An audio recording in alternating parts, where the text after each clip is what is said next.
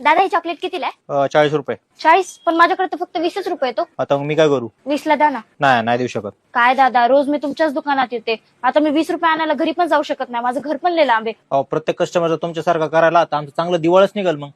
अहो दादा, तुम्ही काहीतरी सांगा की. मी काय सांगू, हे माणूस माझाच पगार वाढवणं झाले. नाही, तू काम कर रे. द्या ना दादा 20ला. तुला मराठी सांगितलेलं कळतं का इंग्लिश मध्ये सांगू? सांगा. जा.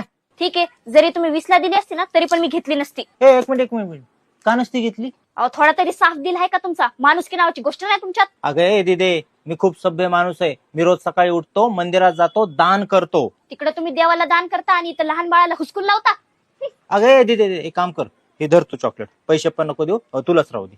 थँक्यू दादा. हा जा. अहो असंच करत राहिलं तर खरंच दिवाळा निघेल की एक दिवस. Download ShareChat.